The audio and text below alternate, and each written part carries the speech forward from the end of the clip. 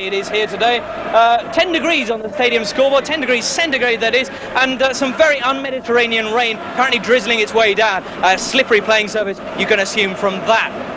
Well, not a big crowd here. The Curvers both packed out by the Torino Ultras, but there are two very interesting other games. I'm sorry, I'll start that one again.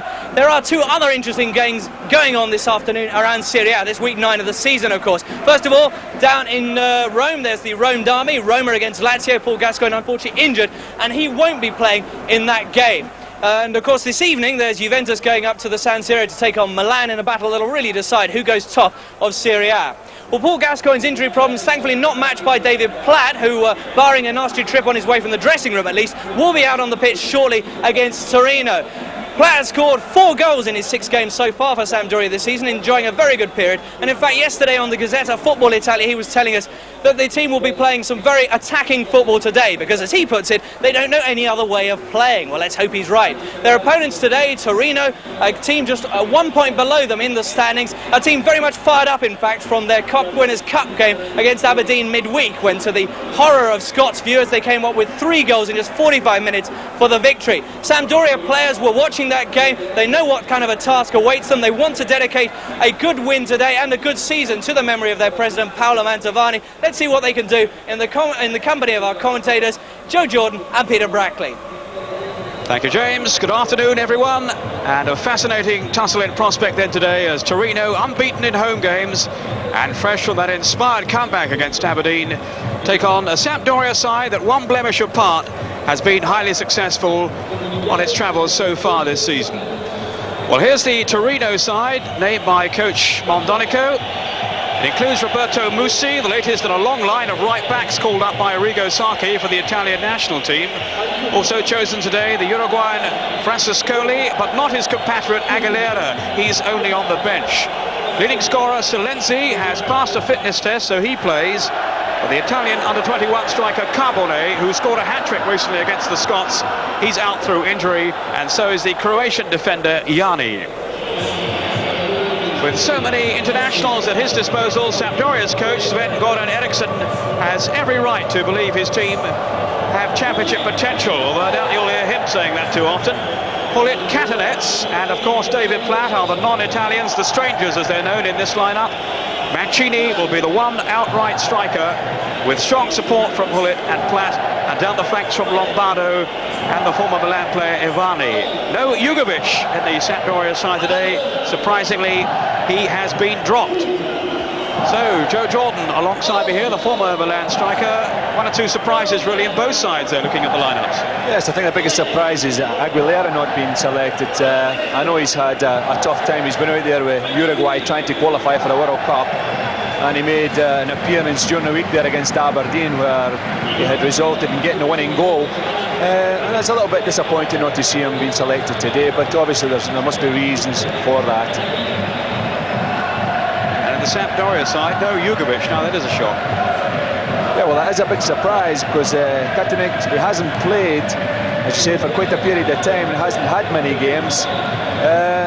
The reason for that, in midfield, they must be feeling they need someone with his pace and power. I think also Eriksson looking for a bit more tenacity. Maybe Jugovic doesn't fit that bill quite, but he's certainly a very talented player.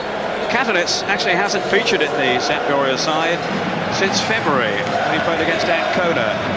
And he played 4 games last season, the Slovenian. So it certainly is a surprise to see him in the Sampdoria team today. Just seeing there the faces of the Torino players. Francescoli, the very talented Uruguayan. And he'll be tucking in just behind Silenzi, who will be the main striker in this side. Disappointing too that we're not seeing Carbone, who's been getting rave reviews. That's Spazzoli there, the referee from near Venice. Yes, Carbone, 3 goals against the Scots and impressed everyone, I think, Joe, is showing on that. Yes, in that particular game where Italy demolished Scotland in under-21s, the lad scored a hat-trick, and he's one of the most promising players in Italy, and we're expecting big things from him. And what the people in Scotland have said from that performance and the 3 goals and the way they executed them, he seems quite a prospect. Well, there's Ruud Hullit, 4 goals from him so far, 4 also from David Platt. So Sampdoria in excellent goal-scoring form. And from what we gather, very unlucky to lose at home last week to Roma. It'll be Sampdoria to kick off. Torino's unbeaten home record facing a stern examination then from Sampdoria. 5th against 4th, with Samp a point clear at the start. 2-2 the score when they met in this fixture last season, remember. Virkavod equalising for Sampdoria in the very last minute. This is Fuzzi, who is the sweeper in the Torino side, and a very effective one too. Annoni, one of the markers at the back.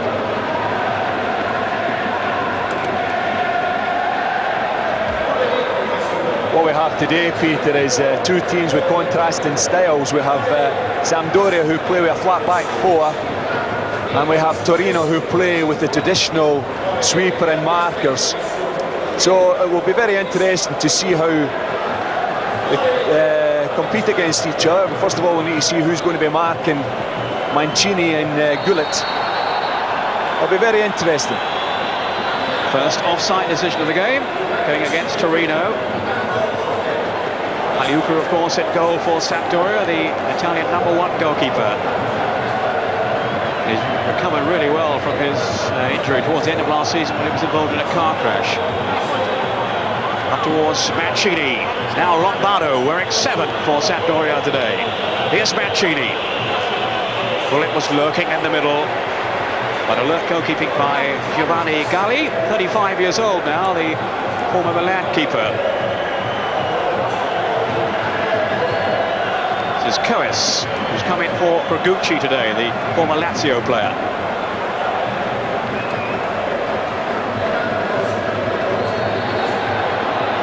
Now on Solenzi. 4 goals from him so far in the campaign, and he's looked very lively up front, Solenzi, having not been a regular by any means last season. Fouled then by his marker Manini.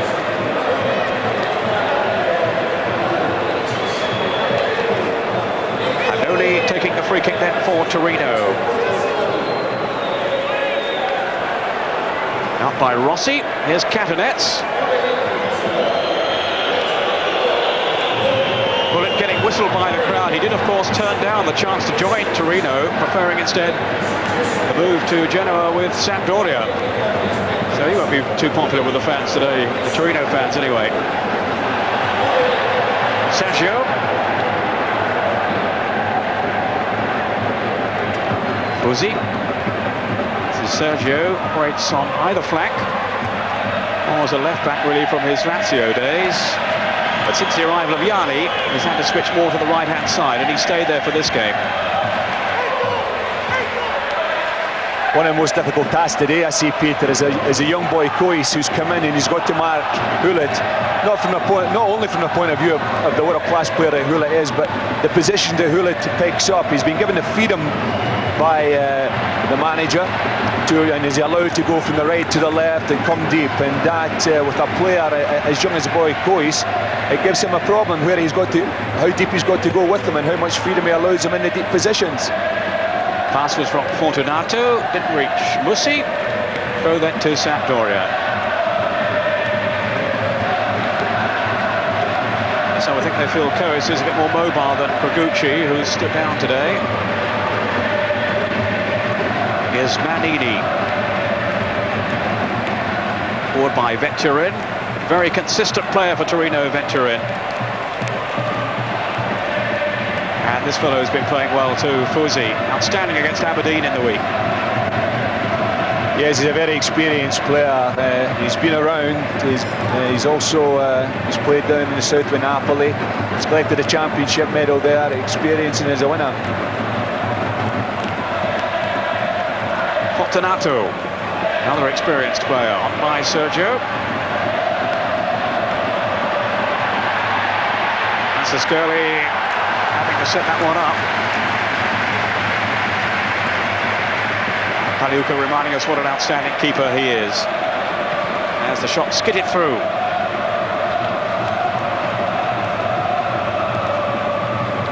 Lombardo. Catanets. This is Manini.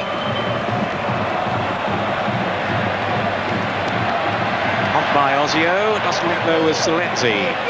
Now Rossi. The only non-international in the Sampdoria side, if you count Sacchetti as an under-21 international. Mistake then by the Italian Vierkovod. Francescoli to venture in. Promising opening by Torino, still venture in. Oh, and Salenzi almost on the end of it at the far post. Showed good mobility there and crosses the ball, and unfortunately Salenzi couldn't get anywhere near that. That was good work with Venturin there. Showed good footwork. And he really had stranded Paliuca there. And if only Salenzi had been on the end of the cross, that surely would have been the first goal of the afternoon. We've got one somewhere else anyway. It's Cremonese 1, Cagliari 0. Not to the scorer for the moment, but we will of course have all the half-time details for you later on. Sergio's cross, oh, just for a moment there, teasing Paliuca. Driving rain now in Turin. So it is going to make the surface very skiddy. As I'm sure Paliuca is only too well aware. Has been very consistent again this season so far, Paliuca. On from Hullet. There's Catanets, towering figure. Now Muzzi, who seems to be operating on the left today, played right back for the Italian national team. Very versatile player, though.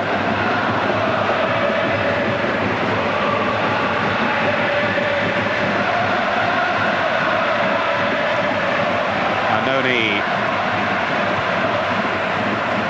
Salenzi. Yeah, the danger was there, but well covered by the Sampdoria defence. Marshalled, of course, by Vierkovod.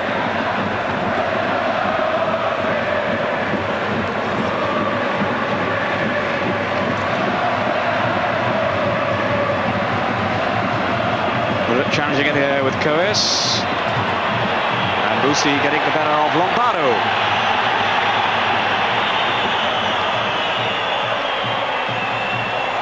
Catanets just quietly going about his job so far, feeling his way into the game, Catanets, having been out for such a long time.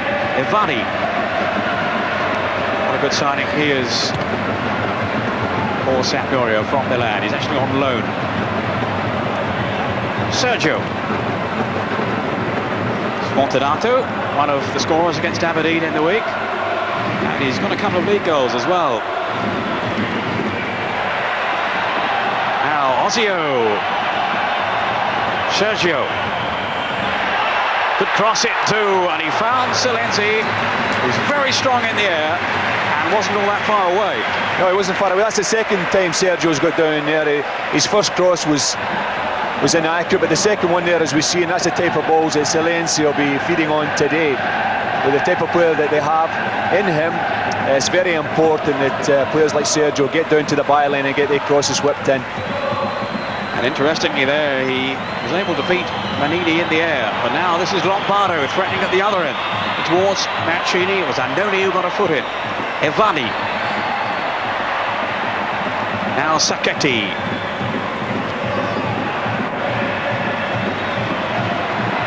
Forward by the young defender, almost found Mancini too. In goes Platt. Mancini! No power on the shot, but what a well-timed run then by David Platt. Well, that's the characteristic of David Platt there. He's playing deep off Mancini. There he comes in, feeding off, expecting the ball to break, and that's where he scored many goals, not only for Sampdoria this season, but also for England. Typically fine piece of anticipation by David Platt, who's really enjoying his new career in Sampdoria. This is Vierkovod with the free kick. Picked on by Catanets, but only as far as Annoni, who's a pretty uncompromising defender for Torino. Francescoli. Marvellous player down the years, Francescoli. Played, of course, in France with Racing Club and with Marseille, before his move to Cagliari after the World Cup, and then now on to Torino. Where I'm sure they intended to link him up with Aguilera, but the form of Carbonell, he has kept Aguilera out, and even though Carbonet isn't fit, surprisingly Aguilera still on the bench. There's Ozio! Well, maybe he's strengthening his claim to keep a place in the side with that kind of effort. Well, I think we had there, it was a tactic that is used every Saturday in British football. It was a long, I wouldn't say a hopeful ball, I say it was a long quality ball, knocked up to Silenzi, and Ozio's there in support and gets in a striking goal. Whistles and cheers for Ruud Gullit, that won't bother him. He's been around too long. Seeking out Mancini, Annoni was there though, ran away by Fusi. Ozio, who started very promisingly, the former Parma player. This is Sergio. Silenzi down the middle, and Ozio here. Fortunato. Steadying influence in the anchor role, Fortunato. Forward by Fusi. One in the air by Silenzi. Fusi. Quickly closed down by Lombardo, and off goes Catanets. Now Gullit. As the whistles will tell you. He's actually started in splendid form for Sampdoria this season. As Ruud Gullit. And many people are still wondering why on earth Milan were prepared to let him go. Now, can he outmaneuver Fusi? Whipped over the cross. But straight into the grateful arms of Galli. He's going to get some stick today. Yeah, he's going to get stick. As we know, he had the opportunity to come to Torino and play, but he picked for the quieter life on the coast here with Sampdoria, and it's something that they're never going to forgive him, but I think that's the least of his worries. He's experienced being heckled before, and he'll take it in his stride. Passes Curley. Outwitted though by three Sampdoria defenders. That's Mondonico, the coach, who's done a splendid job, and of course took them to their first title in 17 years, or their first trophy anyway in 17 years last season when they won the Italian Cup. Lived for many years in the shadow of their great rivals Juventus have Torino. This is Annoni taking the throw. Sergio. Another useful ball in, dealt with by Rossi. Platt's pass was a little tentative, but he's got away with it. Situation went calmly though by Fusi. Now Fortunato. Good feel to the game so far. Sergio. Look for the height in the middle of Silenzi. Not that way though. Now here's Platt. Lovely layoff then by Gullit. Mancini with a reverse pass too. Now off goes Gullit. As Catanets in support. Little trip there right on the edge of the box by Venturin. Very dangerous situation this year. Gullit has done it exceptionally well, and Catanets has just been brought down. The sort of situation someone like Mancini can exploit to the full. And there is the number 10, Roberto Mancini, the leading scorer currently playing in Serie A football. 97 goals he has scored in the top flight. He's got 3 this season. And he's always so menacing on these set pieces. Gullit is there too.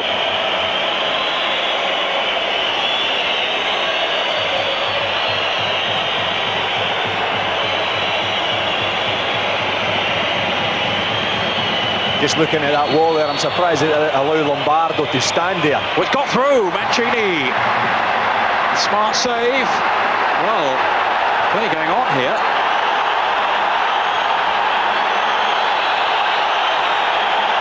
Here's Ivani. The danger has it passed. Well, no, it has, because the whistle has finally gone. The goalkeeper, Galli, certainly injured. Didn't really get too good a view of that, but he saved smartly from Mancini's free kick, that's for sure. Yeah, it was taken very smartly and sharp, but as I was saying, as the wall was lining up there, I've left Lombardo in the wall, and Mancini's just put it straight through the wall where Lombardo was placed. Yeah, it's David Platt who just caught Galli there. Yes, I don't think it was a foul. I think the goalkeeper, he hasn't handled it properly, and the pieces were there, and he's done correct. the correct thing. He's followed it up. Put some curl on that free kick, Joe, didn't he? Yes, he did.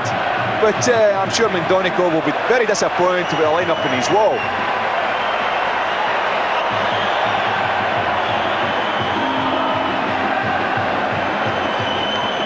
Through the wall, and Galley to the rescue, and then just nicked by David Platt, who felt the ball was there to go for. He's just got his hand on it as Platt comes in. I think Torino got out of jail a little bit there. That was you, Joe. You'd have gone for that one, wouldn't you? I think I would have had good reason to go for it as well. And you'd have gone for it if the goalkeeper was clutching the ball. Only if it was one hand. News of another goal now this afternoon.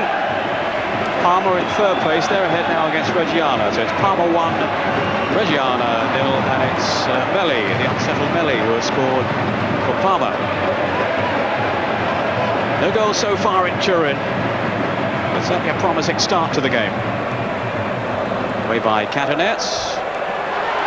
Now, could be something on here for Ozio. Away by Vierkabon. Musi. This is Vetturin. So much revolves around him for Torino. Still Vetturin. That's a foul. And Catanets trying to block his path. I think it was Catanets who, he left the leg trailing. Sampdoria having to work hard here in their defence, and that'll have to be taken again. No one was ready.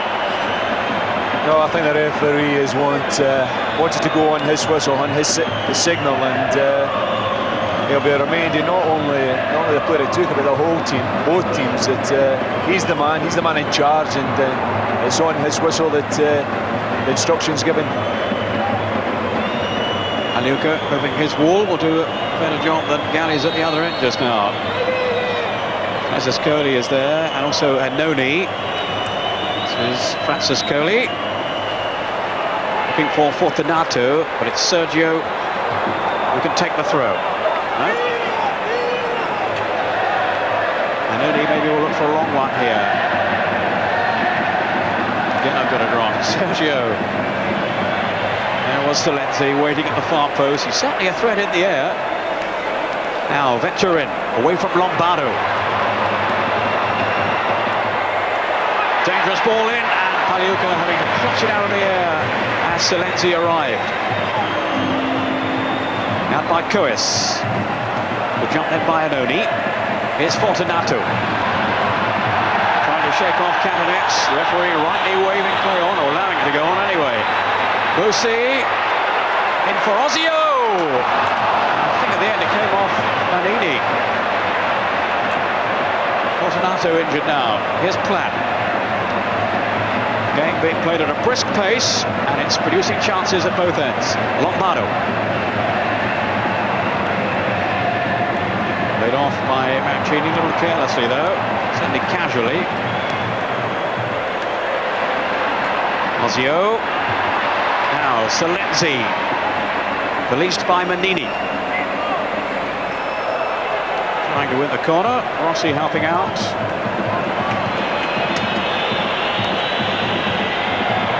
Yes, and from the opening period of the game, Peter, I think both teams are not going to be content and just sit for a draw. Both teams are showing that when the opportunity arises, they're going to go and try and win the game. Francescoli. Forward by Fortunato. Catanets was there. This is Fortunato again. Ozio had just made that bit of space for him, but unable to hit the target. Just hearing that Parma have missed a penalty now. Already a goal up, remember, from Melli. Now Zola has missed a penalty. That's against Reggiana. Parma in third place, same points tally, 12 as Juventus, who are in second spot, and Milan leading with 13. Milan beating Juventus tonight. Sampdoria on 11 points, and then Torino on 10 along with Inter. So it's all pretty tight at the top. Certainly, Joe, not the one-horse race that some people might have feared again. No, you're right there. You're talking to the top 6 teams, and there's only 3 points between them. after 8 games shows you that Milan are not running away. I think Milan have been without the likes of Van Basten. I think that's made a difference.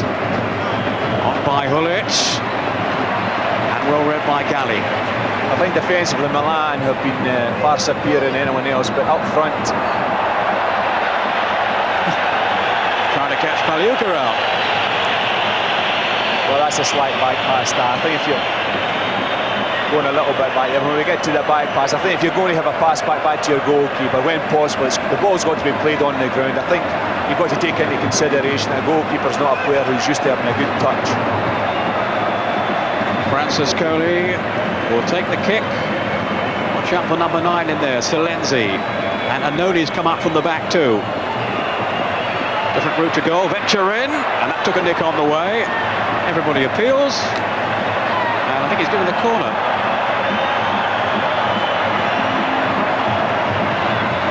Judging from the look on Paliuka's face, he certainly has, as we near the halfway point in the first half.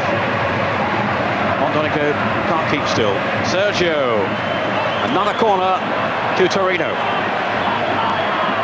The rain is bucketing down now.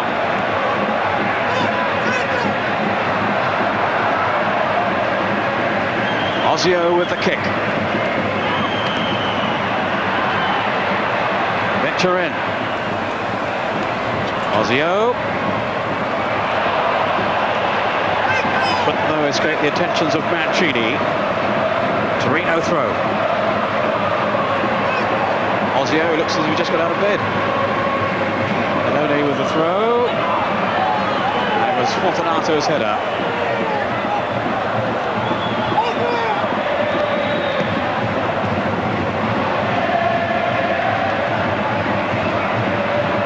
Scrapping with Venturin. What a competitive player Venturin is. He's been very impressive so far.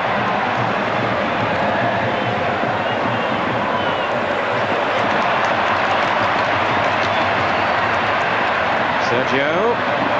Yes, Fortunato. Certainly Torino dictating the game. Fortunato. And harmlessly through to Paliuka. I think the player he mentioned here, Venturin, he is a playmaker. He's the one that's making them buzz in the moment. He's the one that's dictating the game.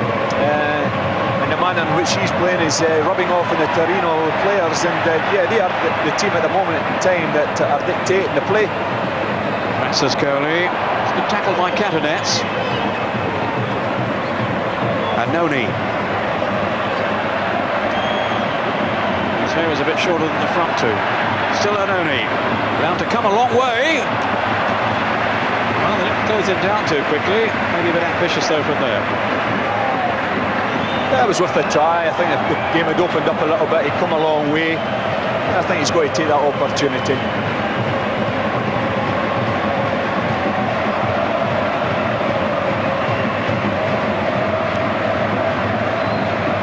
Just tell us when there's a break in play here, or talking about the attacker. Joe, your own situation, what's happening with you now? Well, my own situation is, as I'm sure you know, it developed through myself resigning at Celtic. I thought that the circumstances with Liam Brady asking me to come along in the summer, and then Liam resigning, I thought I had to follow through that matter of principle. I've resigned and I'm out of work, Peter, so to speak, so I'm kicking my heels and I can't really wait to get back into it again. I think you're having a spell out in Italy, a week or so, aren't you, doing some... Yes, I'm going to be in Italy all this week coming up. I've had a long-standing invitation to go out and watch Parma. Scala, who is an ex-Milan player prior to myself, he played with them. So he's given me that invitation. I've got the first opportunity I've had to bring it up is this week. So I'm going to spend some time with Parma and also with Inter Milan, where my old manager he's there, you know, and it gives me an opportunity to watch both clubs and see how the methods have changed. Right. David Platt for Sampdoria, and then from Evani.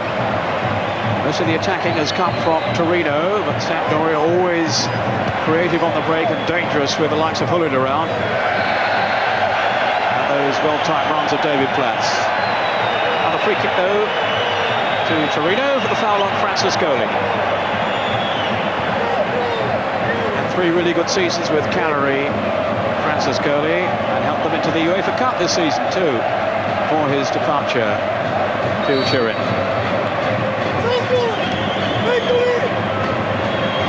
Turin with a free kick. Here's Coes. Now Platt. Ivani then brushed aside. He felt unfairly. The referee didn't agree. 25 minutes gone. Ozio. Just too many defenders for him in the end.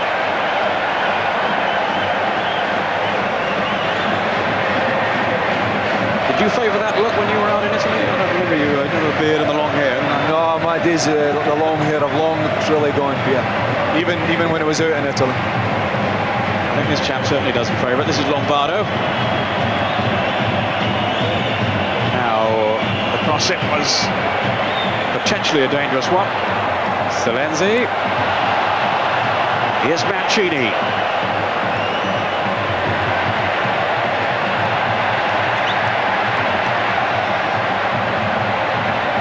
On towards Selenzi. Francescoli had continued his run.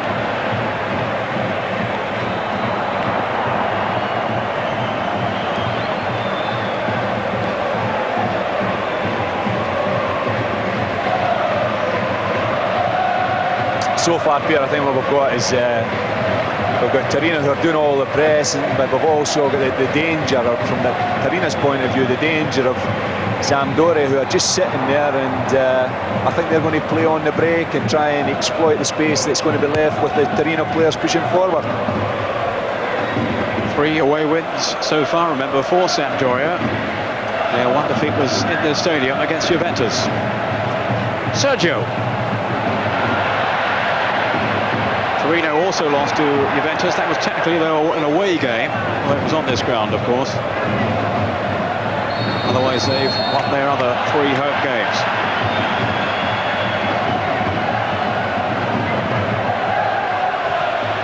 And Sampdoria don't have a good record against the Turin clubs. The last 22 visits, they've won only 1 against either Juve or Torino.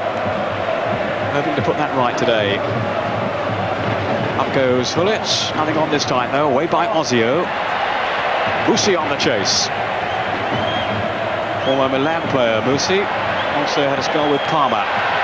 Here he is now. Lombardo was working hard to deny him. Forward by Fortunato. Up goes Ozio. And there's Pagliuca.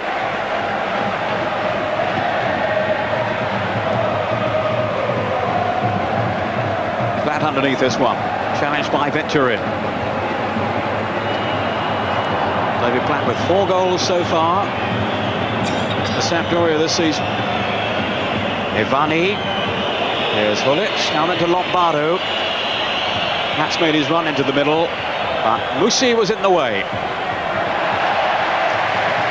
It's a throw.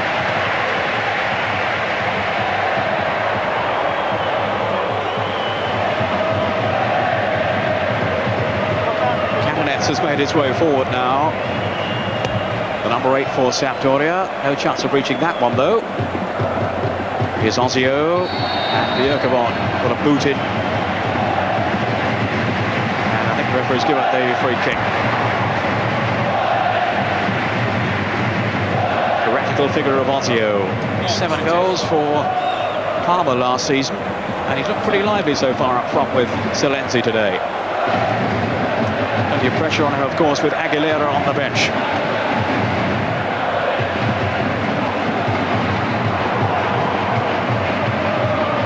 Yeah, I think Ozio there, Peter, he's got an opportunity. He's come in, he's got competition, as you say, Aguilera and also Carboni. He's getting an opportunity to stake a claim in the team, and he's going to go about it in the right fashion as he started and see if he can stake a claim in a place.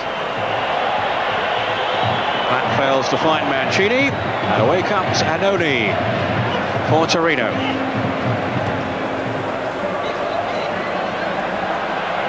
Sacchetti just shepherding it back to Pagliuca. Not too many clear-cut chances so far, despite the attacking intentions in particular of Torino. Lombardo's given it away to Venturin. Sergio. Here's Ozio.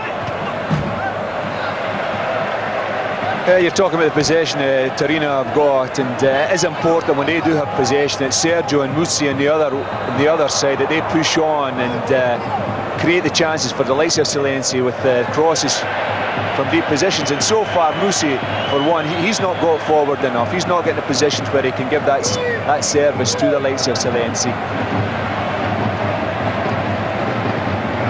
Fortunato. Support from Venturin. Just dancing past one tackle, and the shot's getting through. Another fairly comfortable save though, Paliuca. But Venturin really in commanding form today.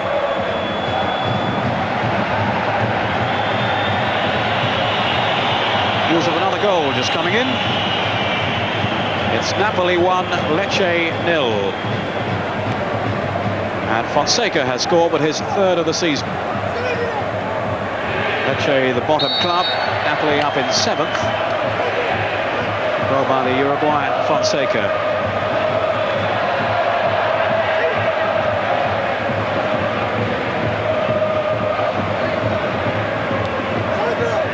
And as usual, we'll have some more golden goals for you from the Italian scene during the half-time interval.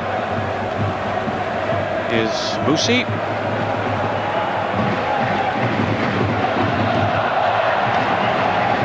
Whacked upfield by David Platt. Candidates. Here's Sergio. Oh, Lombardo there with Paliuca a long way out of his goal. Francescoli. That's good defending by Rossi. And the goalkeeper got himself lost there, and he's very fortunate that Torino didn't make more of that opportunity, because he was well out there and there was no real need for him to do so.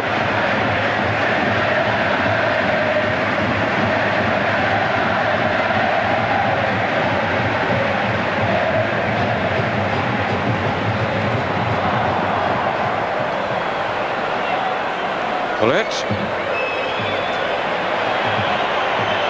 Bullet again. Now Manini. He's got Lombardo ahead of him. This is Lombardo. Perfectly timed tackle though by Fusi. Operating well in the sweeper role. Luca Fusi, the former Napoli man. As Joe was saying, he was in the Napoli Championship side of 1990. There's Mancini with the corner.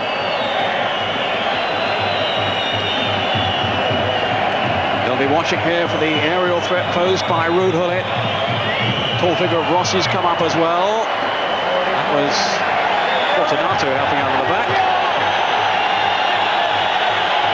So some pressure being applied by Sampdoria.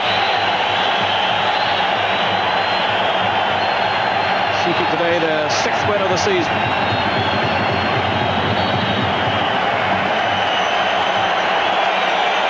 And the referee, in fact, has ruled in favour of Torino. There's some pushing going on there, Joe. Yeah, so I think the ball maybe have already went out and come back in, and the linesman's indicated it was out of play.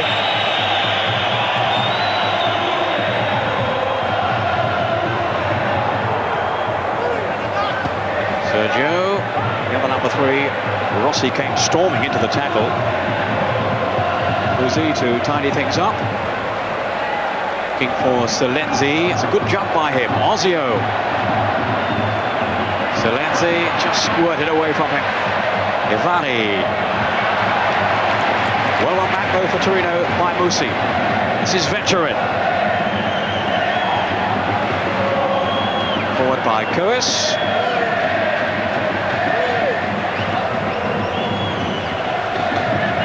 Rossi to Ivani, who's had injury problems this season, only returned recently. Cantonets, who's had even bigger problems. Good determination shown by Rossi, but also by Fusi, and it's a goal kick to Torino. It's been a problem position for them, the number 3 shirt down this left-hand side, Sampdoria. Of course, Des Walker played there for a while last season, Joe. Yes, yes. Didn't work out. Yes, it was unfortunate for Des, you know, that he was put in a position where he was unfamiliar with. And we've got Rossi in now, and I think he's got competition as well. Wide by Venturin to Sergio. You've seen plenty of the ball down this right flank. Away from Rossi, and the conditions as much as anything else beat him. Ozio in by Fortunato. 10 minutes of the first half to go. Still no score. And maybe a chance on the break for Sampdoria. Mancini leading the charge. Away from Fusi. He's got Clapper with him. Still Mancini. Catanese is in the box as well. Oh, it was poor service then by Mancini of all people. They really had something looking on for them then, Sampdoria. Up until the final ball, Mancini done exceptionally well there. I mean, he'd taken on the Torino defence all on his own, and he'd created the opening to give that final ball, and he'll be really disappointed with himself, because that was a scoring chance if they'd have got the quality ball that he is quite capable of putting in. Foul on Francescoli, which was obviously a painful one. And we mentioned earlier on Fonseca scoring for Napoli. Of course, those two were in tandem at Cagliari, and Francescoli's first 2 seasons there. 2 Uruguayans. Now, this is Cois. Francescoli. Sergio.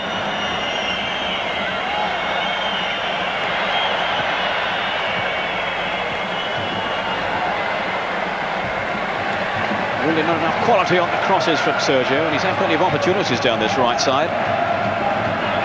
Francescoli. Venturin. Played off by Fortunato. Venturin again. Here's Sergio. Menacing figure of Silenzi. Well, now out of the box. I was going to say in it, but maybe the momentum has died a little. Oh, Francescoli flicking it on. This is Musi. Sergio. No, Silenzi couldn't get his header in, but Venturin got the shot in. That was only inches away.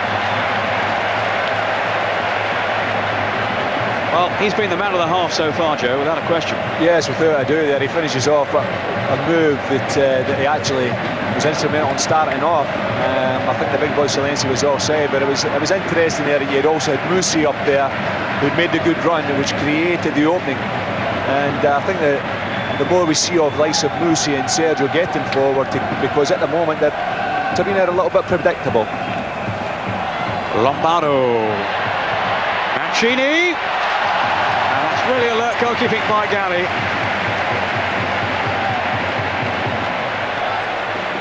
Sheer class then from the former Italian international keeper to deprive Mancini of a scoring opportunity. Just hearing now that Lecce have equalised against Napoli, so it's now Napoli 1, Lecce 1. Lecce still seeking their first win since their promotion to Serie A. Oh, Silenzi! It's a great chance! Oh, what was he thinking of there? Well, he just can't have realised, Joe, how much pace he had. No, I think it was great work with Ossio, and he's taken it, and I think he's lost all his angles here. Ossio had made a run to the back post to have the ball squared to him, and Big Silenzi just lost him. Lombardo trying to lose Musi. Now that's a corner, but what a let-off for Sampdoria at the other end. That was a great opportunity, Peter, there. I think that the big boy will be looking and thinking he should have done a lot better. And he has been looking so sharp too in front of goal. So that's a major disappointment for Torino. Galli, well played. Very positive goalkeeping by Galli. Oh, it's great when Sorry, Peter, I'm just saying it's great when you've got a goalkeeper who's going to come and, as you say, be positive, be commanding in his areas. He did there, especially when you get players like Hullet about there who can be so dangerous at set pieces. When your goalkeeper comes and just kills it, then the danger's gone, completely gone. Most experienced keeper in Serie A, over 450 games Galli has played at the top flight in Italy. And he's kept 5 clean sheets now in the last 8 games. Same story today so far. This is Sergio.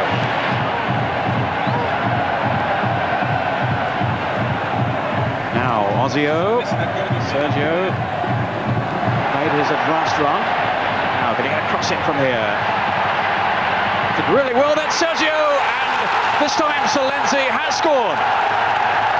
5 minutes to half-time, and it was a gaping open goal for Salenzi at the finish after excellent work by Sergio. I think all the credit must go to Sergio there. Not only actually putting across the way he did, but the determination that he showed in actually getting round the defender and placing the ball. There we see it there. He's gone right to the byline. It's a competitive challenge between him and the full-back, and he wins it and sets up a chance that the big boy can't miss. Great work there by Sergio. The coach of Sampdoria, Joe, I would say Eriksson will be very unhappy about the marking there. Nobody picked up Salenzi. No, I think he'll be disappointed. Prior to the ball arriving at Salenzi, as he says, he was unmarked. It's Black with a cross towards Hullet. And also the way that he eventually got there. I mean, the boy Sergio has brushed aside a challenge, and there's not been real cover. There should be someone out there really covering the full-back there. He has made a lot of, I was going to say surging, but the wrong word for Sergio, but he's made a lot of runs down this flank, Sergio. And at last he's got his reward. Here he is again. Oh, good shot too, beaten out by Paliuca. Yes, I would think if Musi on the other side takes a leaf out of the boy Sergio's book, then Torino could be a danger on both fronts. At the moment, there's only the boy Sergio who's attacking, and the boy Musi, he's been a little bit mute so far.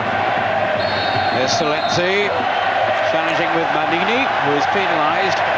Salenzi with his 5th goal in Serie A this season, his 9th in all competitions. He's got a couple in the Italian Cup, he's got a couple in Europe. So he's right on top of his game, and well, that will be very big consolation for missing that earlier chance.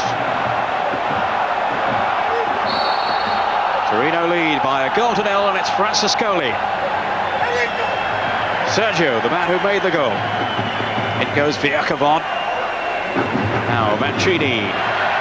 Coes. Ozio and Salenzi trying to open up Sampdoria. They can't do so, and away goes Mancini.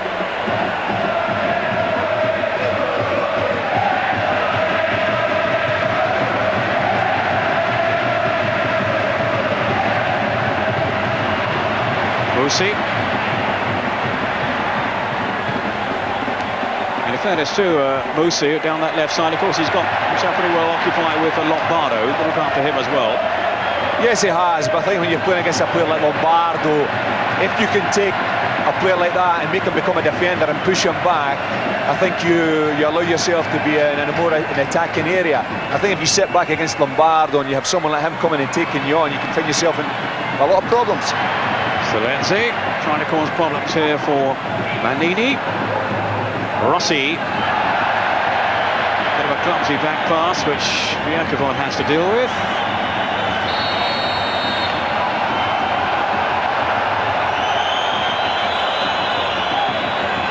Here's Ivani.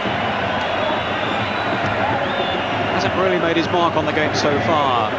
Ivani, his duties have been mainly defensive. Sergio. Here's Vetcherin. Now Fortunato. A couple of minutes of the first half left. It's no foul, is it? Yes, the referee has given the kick. The shove there by Ivani.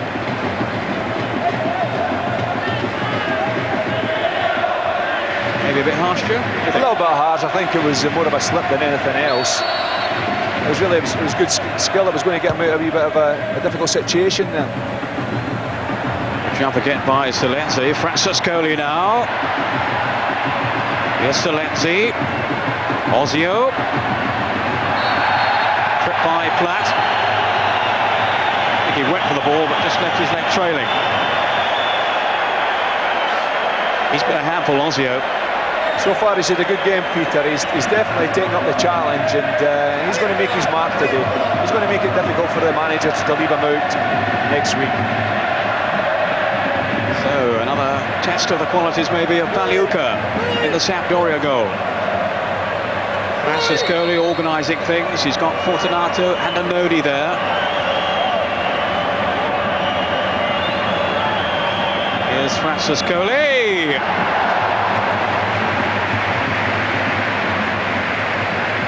Well, it wasn't him, it was Francescoli who curled it wide as we move into injury time at the end of the first half. Your summary, Joe, of the first half? Well, I think the team is winning. Is a team that deserves to be winning. I think they've been the most positive of the two teams. They've closed down Sampdoria very well. They've attacked the opposition and they've had the best chances. And the most important thing is that they've taken it. They've taken the chance and they deservedly lead. So Mondonico will certainly be the happier of the two coaches at half-time if it stays this way, as it seems likely now. Fusi.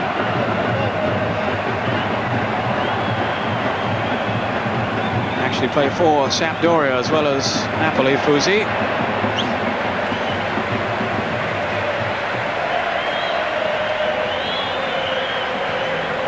Lombardo, who's been kept relatively quiet down the right flank by Musi.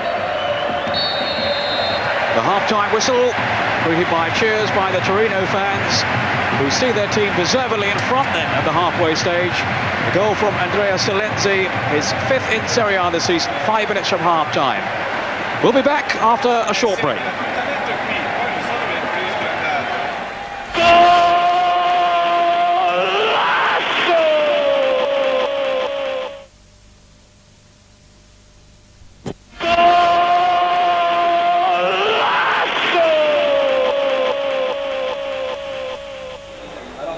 Welcome back to the Stadio delle Alpi. The half-time score here, Torino 1, Sampdoria 0. Sampdoria haven't actually lost an away game yet this season, but unless things start connecting for them a bit better in the second half, a defeat may indeed be on the cards. Right, well, time now for me to wrestle with all the half-time scores from around the rest of Serie A, and here's how they're looking. Atalanta 1, Foggia 1, Frank Zauzé and Brian Wright are the scorers there. Foggia now down to 10 men. Cremonese 2-0 up against Cagliari, Gianda Biaggi and Gualco. Gualco getting the second on the stroke of half-time. Genoa 0, Piacenza 0. Napoli 1, Lecce 1, Fonseca and Padalino the score there. Napoli, incidentally, looking for their 700th win in Italy's top division. Parma 1-0 up against Reggiana, Alessandro Melli with the goal there after a week of arguments. Roma 0, Lazio 0, plenty of near misses, a goal disallowed from Balbo, and 4 bookings so far in that match. We'll have extended highlights of that game in next weekend's Gazzetta Football Italia. Torino 1, Sampdoria 0, Andrea Silenzi, as you've seen the scorer there. Udinese 0, Inter 1, and Ruben Sosa the scorer there. Juventus are playing Milan, of course, tonight at the San Siro. That's all the half-time scores from around Serie A. Time now for you to enjoy some of last weekend's finest play with our selection of golden goals.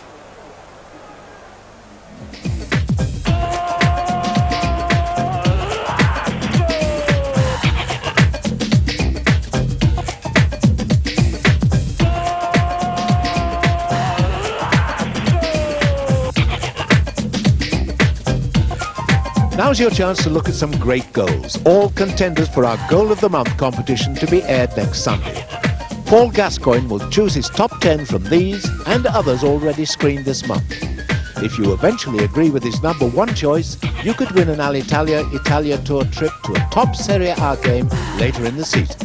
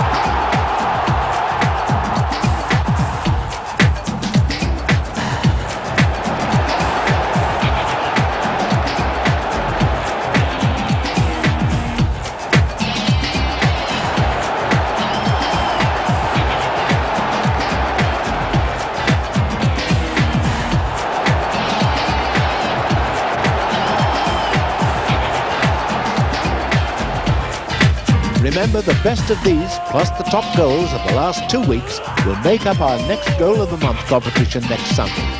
No cards yet, please.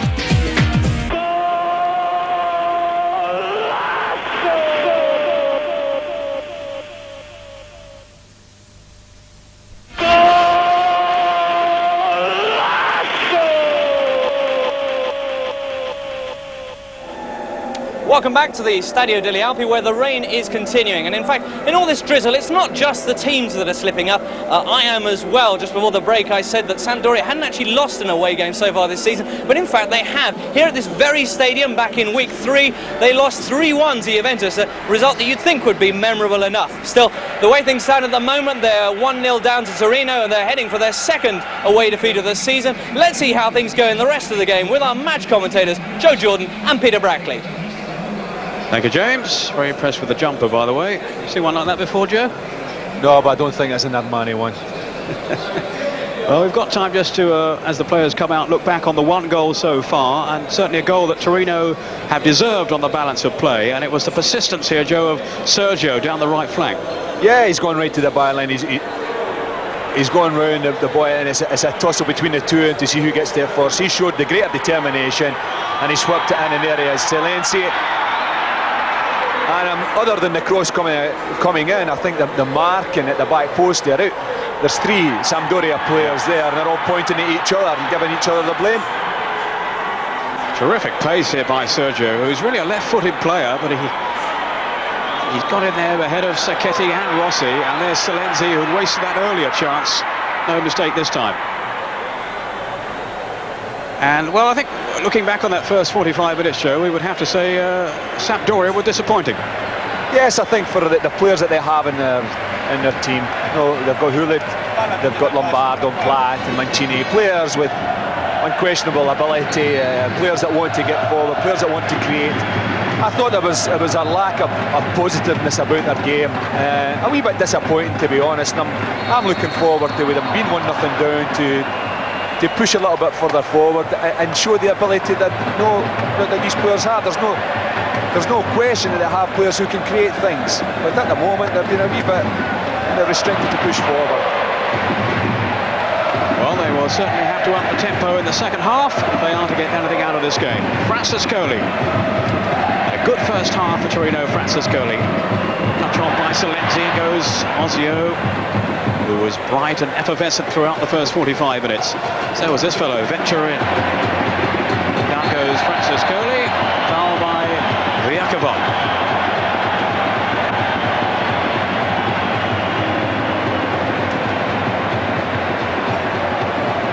So the early flourish in the second half comes from Torino.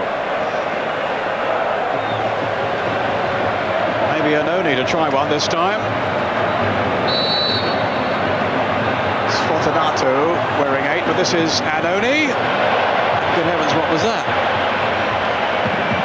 I've seen better, Joe. I've seen better. I think it was a little bit adventurous there. I thought when they were lining up, I thought they were going to just use the head of Silenzi there. It was just a little bit too far. Certainly no problem for Paliuca.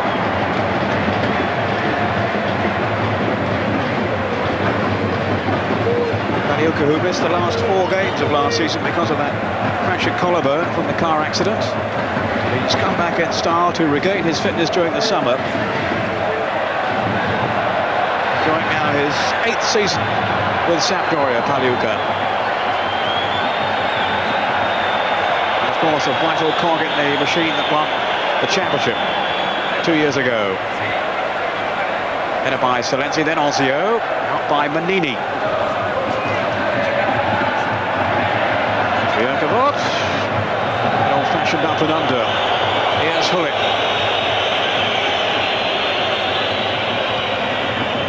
Hasn't been able to influence the game enough so far, Hulic. Mancini. Hulic was in the middle. Oh, a dreadful clearance. And a goal. Smacked in by Sacchetti. 2.5 minutes into the second half. And out of nothing, really, Sampdoria have equalised. Well, it's a dreadful clearance, but how Sacchetti's found himself up there, we'll never know. But Torino is the one that's a culprit of the bad clearance, and it's dropped to Sacchetti, round about the penalty spot. He's kept it low, hit it with power, and it's unstoppable. And there we have it, they're right back in the game. His first goal for Sampdoria, and what a vital one. And that's got the fans from Genoa singing now. 1-1, a real shock for Torino. Sacchetti, the Italian under-21 international, on 47 minutes.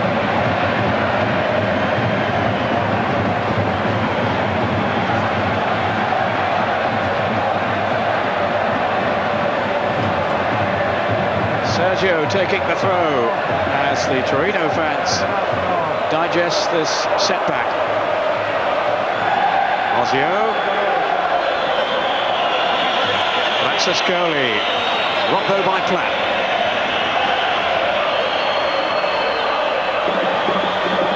Platt closed out by Veteran, but he's found Ivani.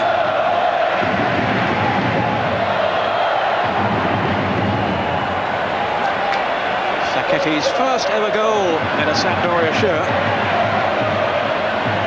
Never scored in his professional career. Lucy. Sacchetti. It's all got to his head. Struck it well enough, though, Joe. The shot. It was a great strike. As I said earlier, I'm surprised to see him up there. He's been a marker. In fact, I can't remember him crossing the halfway line. But there he is. He showed a lot of composure, kept it low, and as I said, it was unstoppable. Well, now the onus is on Torino to attack, and they can't now. Sacchetti's made his way forward again, and here's Hullet suddenly bursting clear. Oh, clever chip then by Hullet. Neat piece of thinking, and it almost deceived Giovanni Galli in the Torino goal.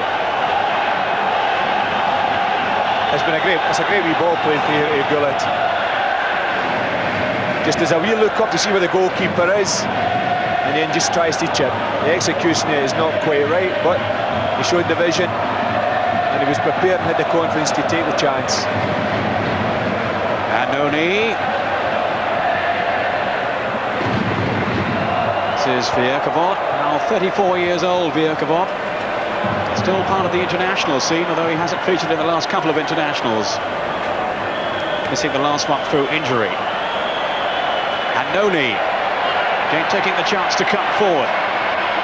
Good positive play by Torino, but Annoni with a pretty awful final ball, which left Salenzi in disgust. He was coming in of another goal in one of the other matches, and Cagliari have pulled one back against Cremonese. Valdez has 6 in the campaign for him this season, so it's now Cremonese 2, Cagliari 1. 1-1 in Turin. Ozio. Crowded out though, and Candidates with the back pass to Paliuca. Hullet got ahead of Coes. It's Hullet now.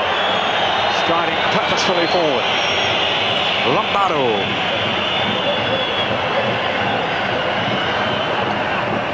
Certainly more adventure being shown by Sampdoria in the second half. The early reward of a goal from Sacchetti.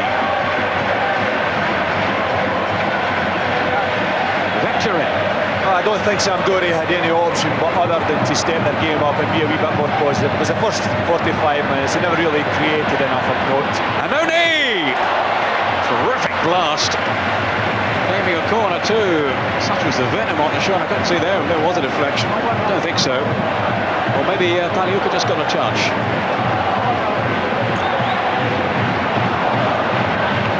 And indeed is the referee's decision. It was a fierce drive in by Annoni. Rather better than his earlier effort. Here's the corner. Annoni. And this time he's off the target. But kept in by Coes.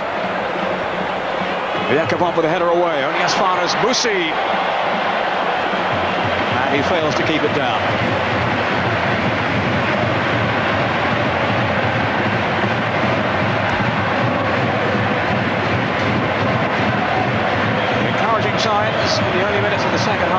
teams are going for a win here.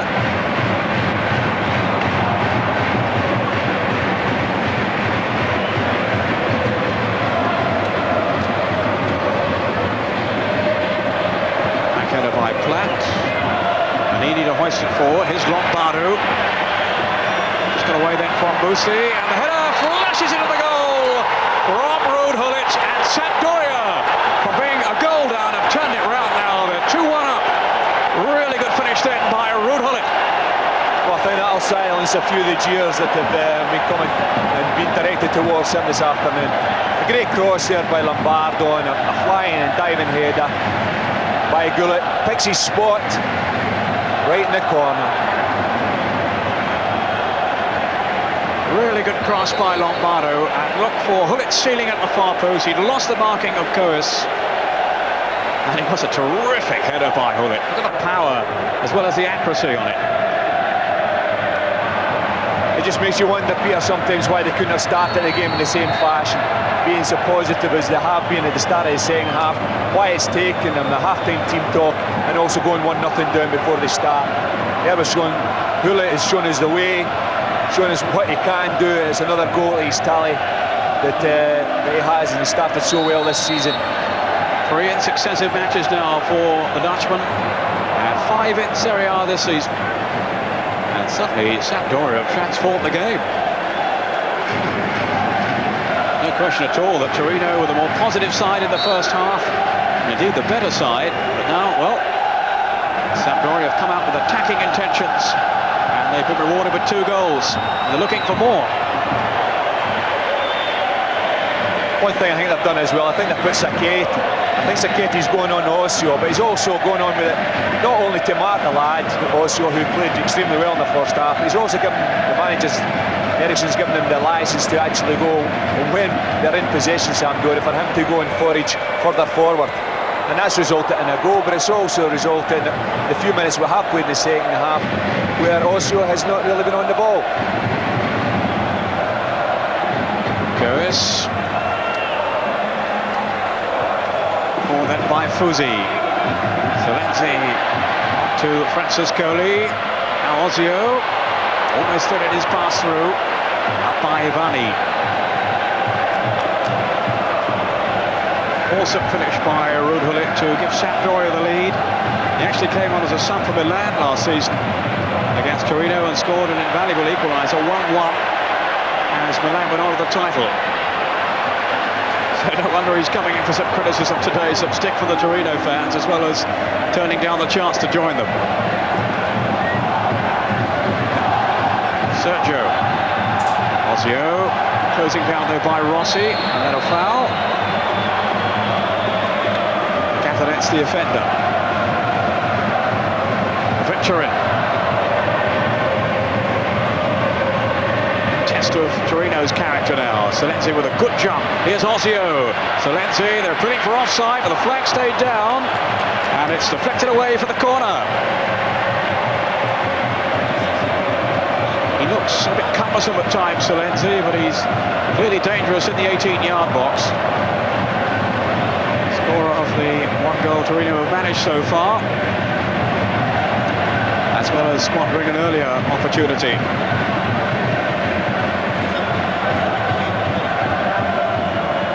Anoni.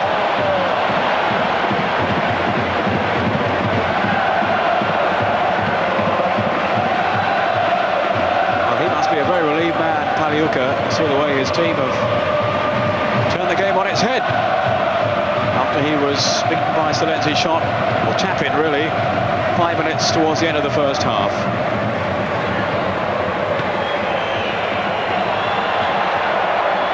Mancini. Always looked such a balanced player, Mancini, but his pass was a poor one this time. Venturin.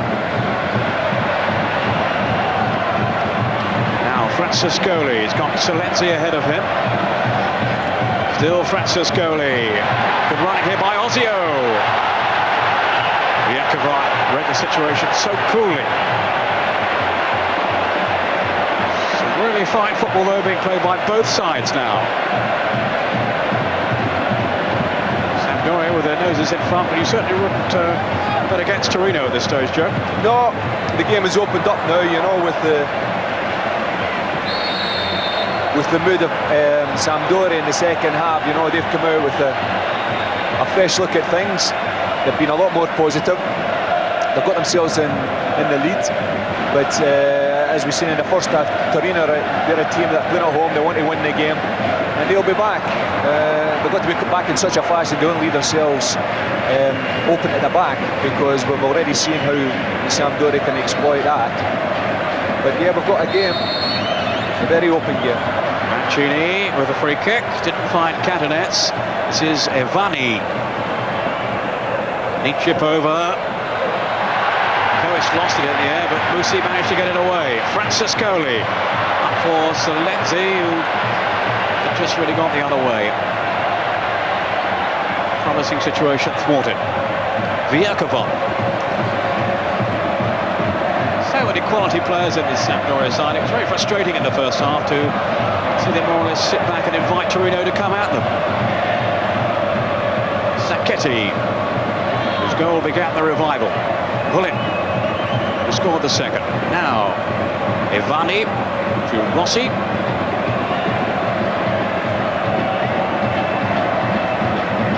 Mancini, Lombardo, trying a central furrow. Here's Gullit.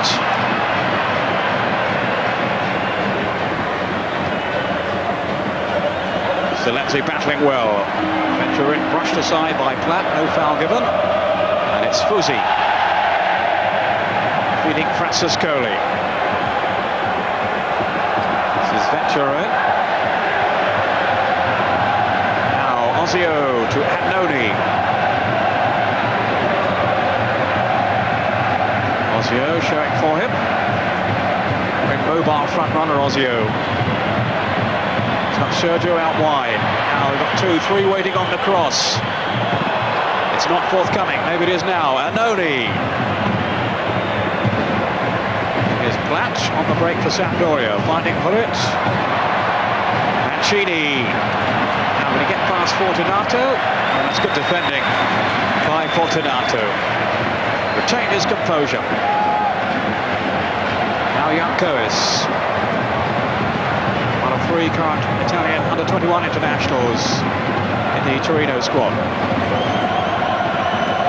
Sergio.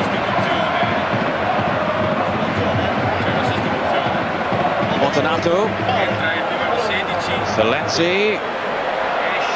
Well shackled though by Manini. Evani. Up towards Gullit.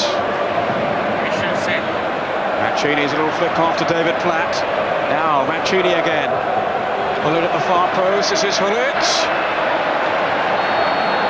And Coes stuck to his guns there. And away comes Torino. Needed to retain his concentration there, Coes, Joe. He was unlucky, Gullit. It was a lovely move. The ball played up to Gullit, supported by Platt and Mancini. And then the final ball played in. Gullit was very unfortunate that the ball didn't break to him when he took it on his chest. Smashing football. Evani. Here's Fortunato, who's been so impressive alongside this man, Venturin, in the heart of the midfield. That's beautiful skill by Venturin. Now, Francescoli.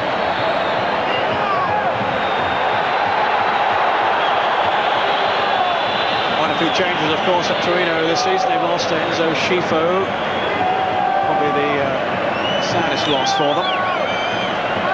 Belgium moving to Monaco. Also, Marcagiani, the goalkeeper, has gone to Lazio. Now, Carlos Aguilera is going to make his entrance. Coming on for Ozio, who in fairness, Joe, didn't do at all badly. Yeah, I thought he played well. For the period of time he's been on, I think he's done well. He's made his mark. I think he's just a fresh player. He's a player who likes taking set pieces. I think he'll be running over there with an idea. He's trying to create something from this. He's straight over there to get involved in the action. Here's Aguilera now. Venturin, good strike. Aliuka right behind it.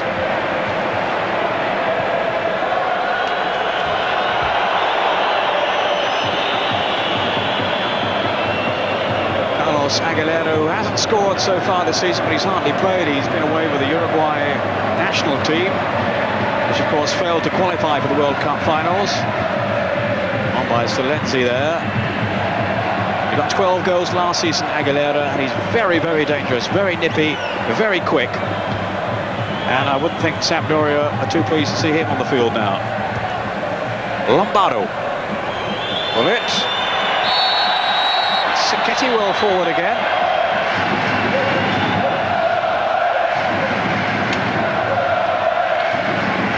And he's won the free kick.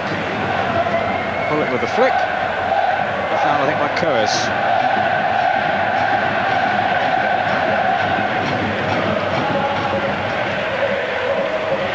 Mancini leaving the spot for Ivani. Yeah, he'll whip it in with his left foot here. Right into the space. Hope to get someone like Gullit. There is Hullet, arrowing down the header! Oh, what a goal from Ruud Hullet, his second of the game. And Sampdoria lead by 3 goals to 1. An awesome header then by Hullet. Well, I think we have the old partnership from Milan there. Ivani knows where Hullet wants it. He's put it into the space, and Hullet's come with tremendous power and great leap, great jump, and he's put it right in the corner again. That's a fantastic goal. The former Milan teammate Galli just couldn't reach it. Such was the power then on the header from Ruud Hullet. And what a difference in Sampdoria since the break. A goal down, now they lead 3-1. 2 goals for Ruud Hullet, the other from Sacchetti, after Solenzi had deservedly given Torino the lead. A different game now completely. Well, you wouldn't have believed it, Peter, would you, after the game finished after 45 minutes there, and Torino going in, well worthy of their lead, and here they find themselves 3-1 down. It's incredible, and it's all to do with the way the Sampdoria have approached the game in the second half. Aguilera, hoping now that he can rekindle the Torino flames. Francescoli, it's a lovely pass. Didn't find Sergio though, thanks to the determination of Bjerkevold. Cantonets. Quite extraordinary change in fortunes in this game. Bjerkevold. And there's been a goal now in the Olympic Stadium in the big Rome derby, Roma against Lazio. And Roma have taken the lead. Piacentini with a 30-yarder, I'm told. Roma 1, Lazio 0. Paul Gascoigne not playing today for Lazio because of injury. And we will have highlights from that game in Gazzetta on Saturday at 11 o'clock. All the other goals as well.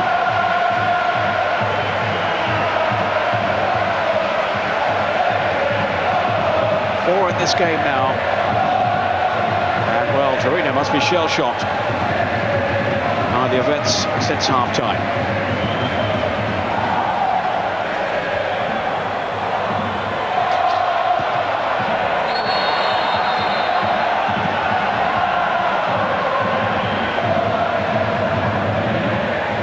Free kick to Torino. Charged now with lifting their game. Francescoli, it was all going so well for them in the first half. Hit off by Fortunato. That's got it back though for Sampdoria, and away goes Mancini. So Hullet in support now. It's well, I thought for a moment that the hat-trick was on. I think it's going to be very difficult now for Torino to get back and get something from this game now. The team that looks like scoring is Sampdoria. They look like the ones that are going to add to their tally. Serena about to come on for Sampdoria. And it's Lombardo maybe coming off. No, just wants some refreshment. Sergio, I think, is the player down injured for Torino.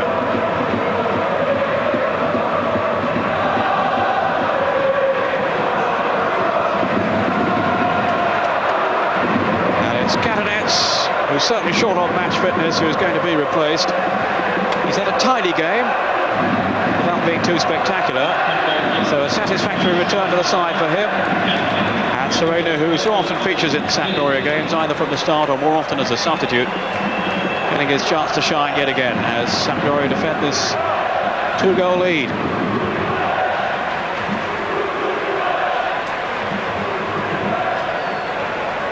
Catanets, who's actually involved with the collision there with Sergio. I think it's quite understandable there, the substitution of Catanets for the period of time he's been out and his involvement in this game. It's understandable that they make a substitution because he must be very tired after being out so long and not playing at such a high level.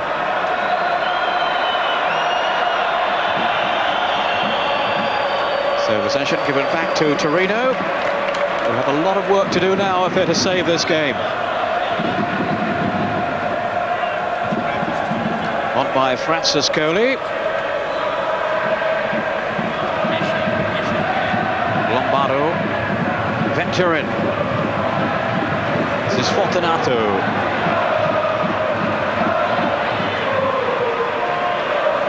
Ivani. Rossi's gone steaming forward down the left. This is Serena.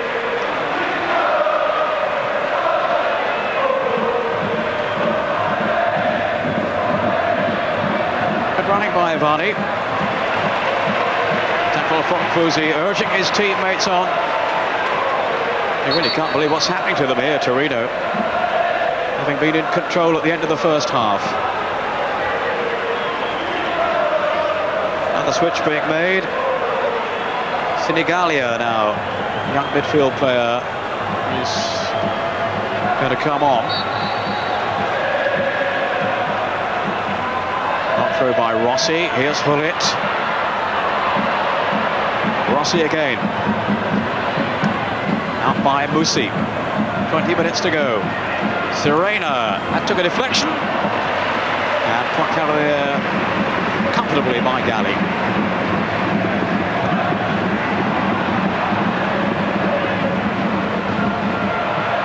Now Platt. Outmaneuvering Musi. Drilled on towards Lombardo, but it skids across the wet surface.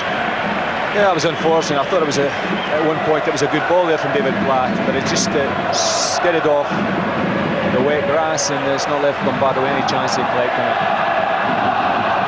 Fortunato to Sergio. Torino desperately needing a goal now to lift themselves back into this game. Away by Mannini. Musi. Too easy though for Sacchetti. There's Platt to Lombardo.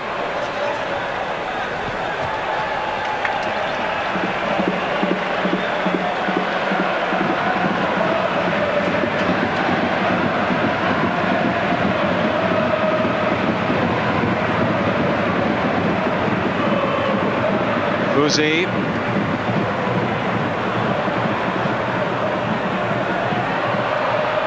Francescoli.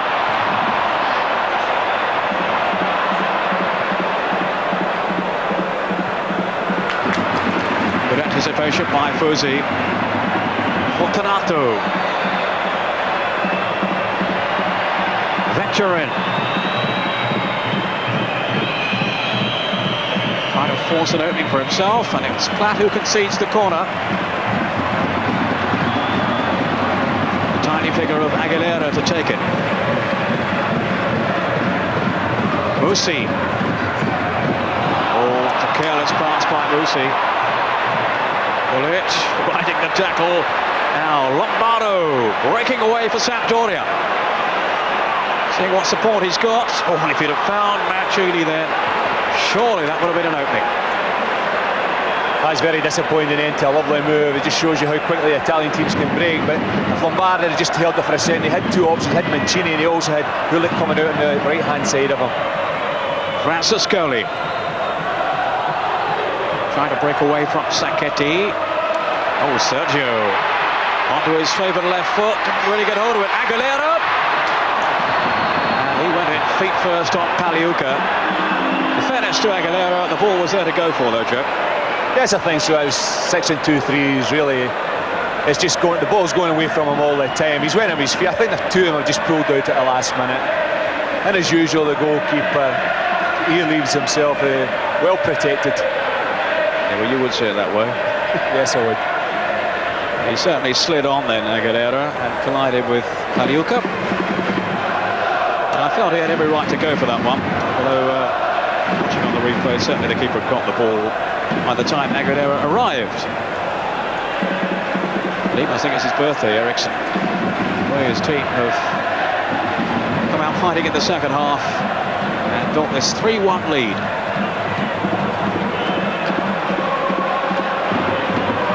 The problem for Paliuca, doesn't look too happy.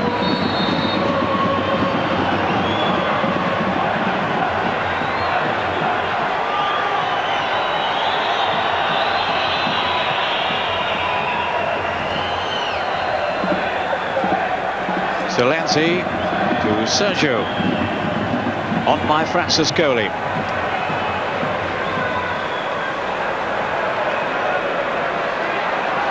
Fuzzi.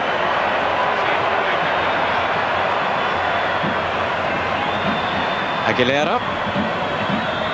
Knocked out by his compatriot Francescoli, but to no avail. Venture in.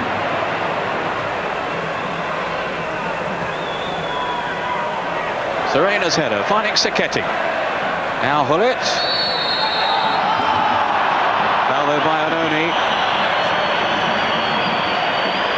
On the Dutchman, who I suppose we have to say now, Joe, is a former international. Seems incredible, doesn't it? It does. You know, when you've got a player that has his ability, playing the way he is playing in form, and well, if they win their game, is not going to grace the World Cup in the summer.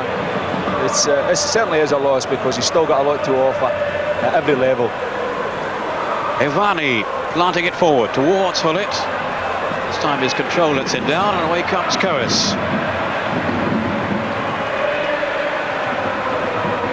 Wide by Francescoli. Sergio. Up by Manini. Aguilera claims the corner. The referee says no. Diminutive, fiery figure, Aguilera. And no, there was no deflection there.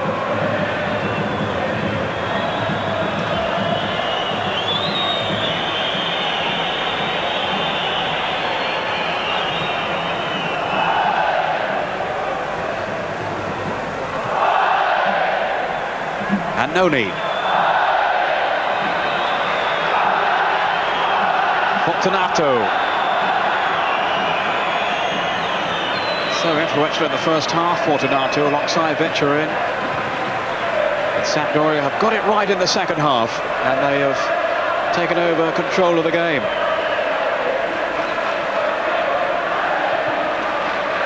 Venturin.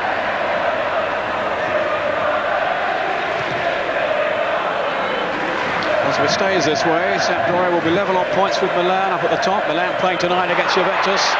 This is Aguilera, away from Paliuca. And no weight on the cross.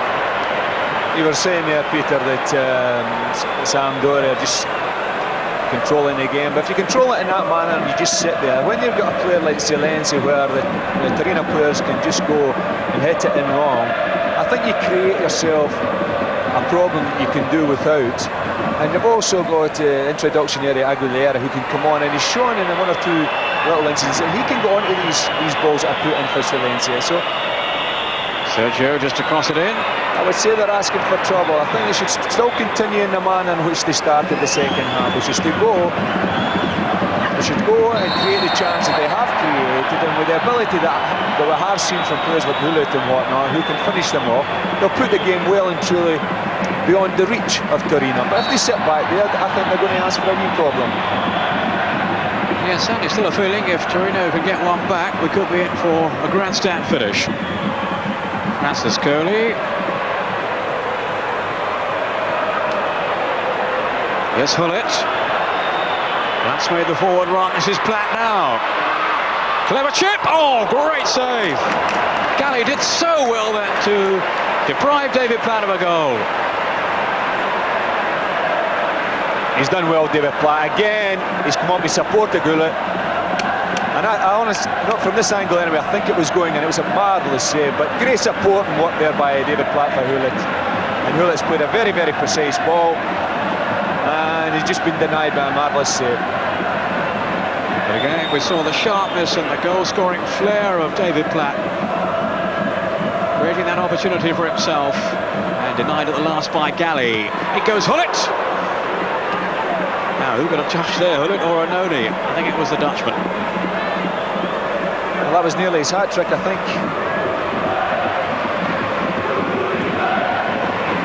He'll come off his knee, I think, Joe. Yeah. Very, very positive, very brave going for that there in between two Torino players. And just as you said, it came off his knee. I think if they'd have been able to control it a wee bit better, they'd have been getting the match ball. Certainly not short on courage, Ruud Hulett, as well as his outstanding talent. Mancini. Ivani.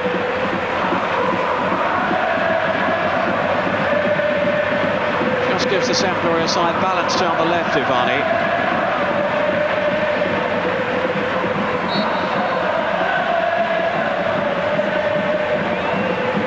Yes, when you look at them, Peter, on paper, where they have Lombardo on one side and Ivani on the other, there is a good balance. There's a 4-4-2 sort of situation with the Hulett just dropping back, but there is a good balance about the team, especially when they're going forward. I think that's been the most pleasing thing about the second half, certainly in the early phase anyway, was that they showed far more attacking ambition. Yes, I saw some Sampdoria earlier on in the season here when they played Parma, and they played in that game in a similar manner which they played in the first half, and it was a bit disappointing, but certainly in the second half they bucked their ideas up a bit, and they find themselves 3-1 up. So hopefully they'll learn from their lesson and then continue in the same vein. Free kick to Torino. 10 minutes left. Torino 1, Sampdoria 3. 2 goals for Ruud Hulett. By Salenzi. It goes Aguilera. Jakobot was in the way. Aguilera again. And the free kick is right on the edge of the box. Sampdoria certainly disenchanted with that decision. Let's have another look at it here. Aguilera. Oh yeah, he's tripped all right by Manini. Oh, I think when the ball lands in that area, someone like Aguilera, the first thing he's looking for is a free kick. And we've seen, as we've seen during the week there against Aberdeen, that he can exploit this situation to the full. And if they score, that's them right back in the game. And the game really should be beyond Torino at the moment. There is Aguilera. Got that late winner against Aberdeen with a deflected effort.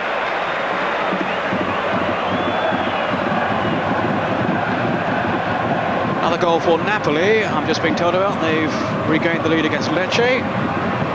Policano with the second goal. Napoli 2, Lecce, the bottom club, 1.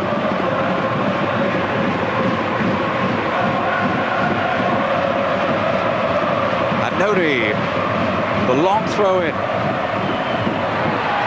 Missed kick by Sergio. Fortunato appeals for offside. No flag though. Back in by Anoni. Serena. Outsmarting Venturin. This is Ivani. Working prodigiously now for Sampdoria.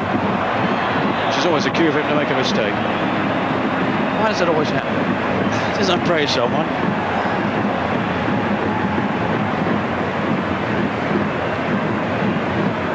Actually, some discussion going on, Joe, about Hullett's second goal, which did take a little deflection on the way, and I suppose the Italians, being as they are, might put that down as an own goal, which would seem very harsh on Hullet. Yeah, but they are very strict on situations like that. Fortunato, Aguilera, away from Paliuca, and Jakobot clears for the corner, and it's another golden chance, squandered then by Torino with Paliuca right out of position. And clearly having a problem too with what looks like his shoulder there. That was a chance, Peter. Yeah, for a player of his ability, that was an opportunity. But just a split second there where I thought he was going to hit it. As soon as he just taken it to the side of the goalkeeper, I thought he was going to hit it. But he's taken an extra step and lost the chance. Annoni's throw. Brave header out. Aguilera's boot was higher than on Björkebon.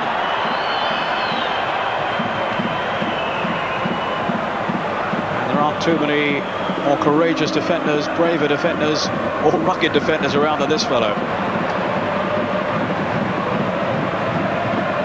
In the Rome derby, it's now 1-1. Roma 1, Lazio 1. Di Mauro has equalised there for Lazio. It's after Piacentini, with his first goal in 6 years, I think, gave Roma the lead. 4 bookings. Sounds a nice quiet game. All the action in Gazzetta on Saturday. Don't forget, Saturday morning at 11 o'clock. In case you missed it earlier, no Gazza today. He's missed the game through another injury.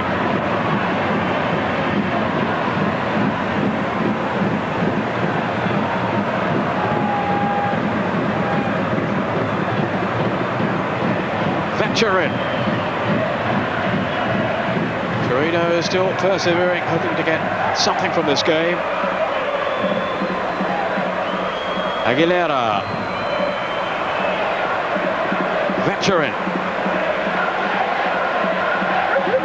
Here's Coes.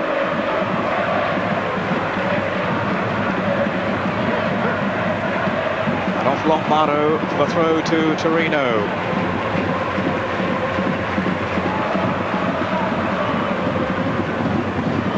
Francescoli wriggling to the touchline, and it's a corner.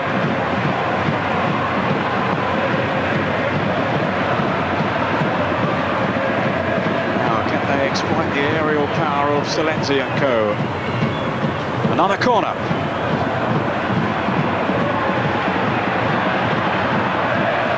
That's the way of it with 5 minutes left.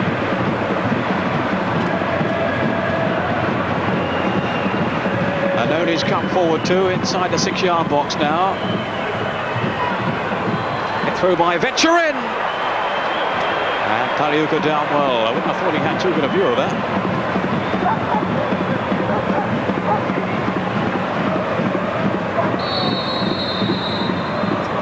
Foul by Lombardo on Annoni. Francescoli. Service though to Fortunato. This is Lombardo. Mancini, little touch off then to Hullet. Hullet's cross goes flat and nudge then on Sergio, and it'll be a free kick to Torino. I think that little nudge there was unnecessary, because the fullback Sergio was still had a problem there with David Platt up his back there, so I think he's let him off the hook by giving the free kick away. Cremonese, I am now told, have gone further ahead against Cagliari. It's now Cremonese 3, Cagliari 1. All the scores and scores, of course, at the end of this game. Now, Platt. What have you made of his contribution today, Joe? David Platt. Well, David's contribution's about scoring goals and making runs and getting into the box, line-side runs and whatnot. But I think another part of his game goes unnoticed. I've certainly seen it today. He's worked hard, off the ball. And he has demonstrated that what we've spoken about, what is his main strength, is getting in and supporting the likes of Mancini. And he has done that. Unfortunately, from his point of view, he hasn't scored the goal. But he's had 1 or 2 good efforts. He was in there when the goalkeeper dropped the ball, and so he could have got a goal there.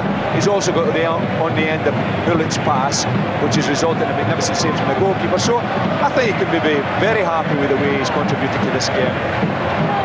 Lombardo for Sacchetti, out by Fusi. Here's Francescoli.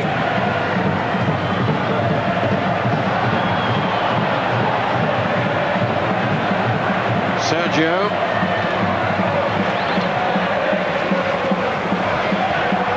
Francescoli. Musi away to his left. Got 5 up in this attack.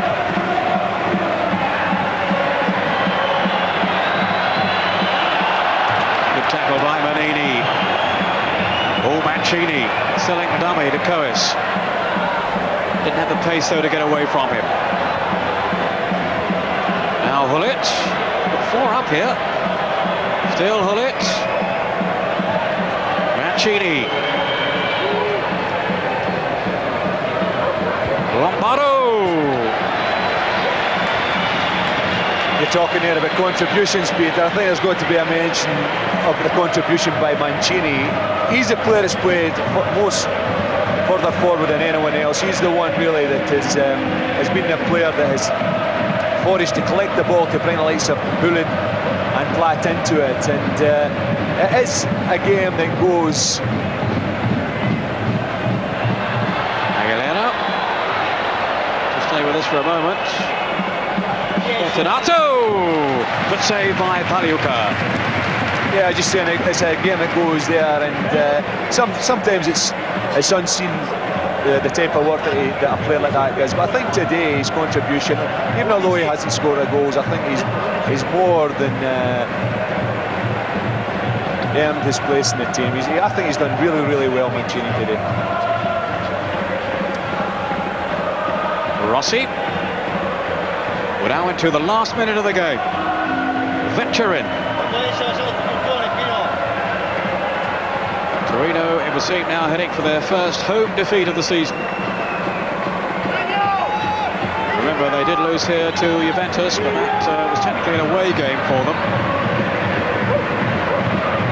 Principal Salcedo, who's going to come on for Sampdoria, as they try to tighten up for the last few seconds. He'll just run around and chase everything, I would think, as indeed Ivani has done.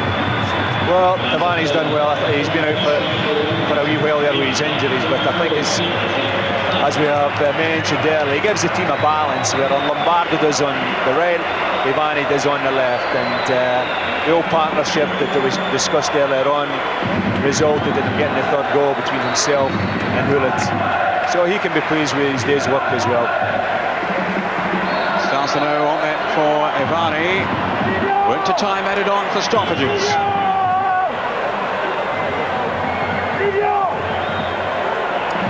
The linesman can't attract the referee's attention.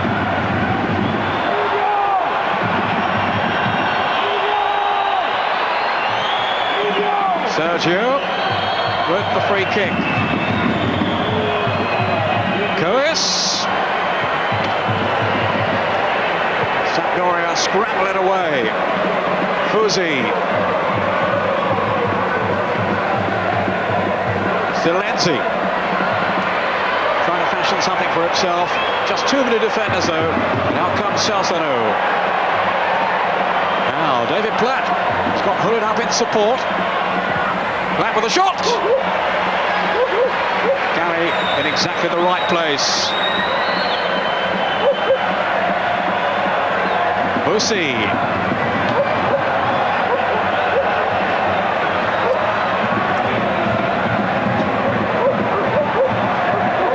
Lombardo.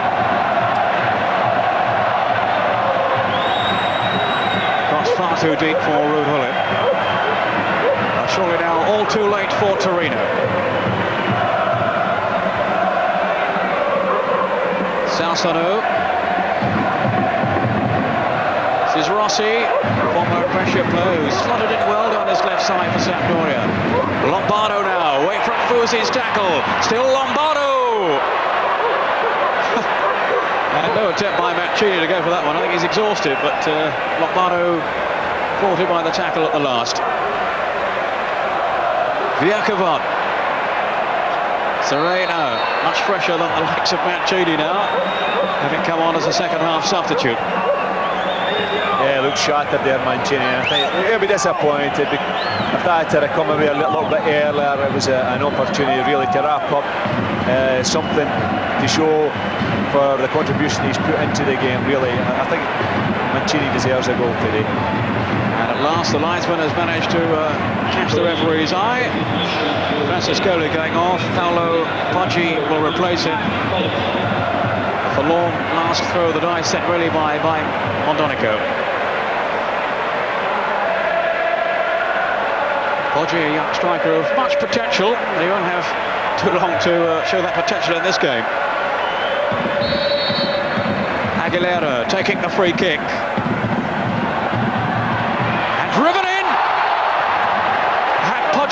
spoke too soon. Well, it must have been his first touch. It's too late to save the game, but a dramatic finale as Carlo Poggi, with his one and only touch, brings it back to 3-2. Well, you got that one right, Peter. It's a marvellous strike as well, left-footed. Tremendous. It came far too late, unfortunately. Got themselves a bit of a tangle at the back, Sampdoria. Poggi was there to take full advantage, but there's a lot of concern here over the injury. Can't quite see who that is, Joe. Maybe Vierkovic? I think it's Vierkovic there. He's got a bang in the head. He's had one or two bangs in the head this afternoon. He got a whack in the face earlier on.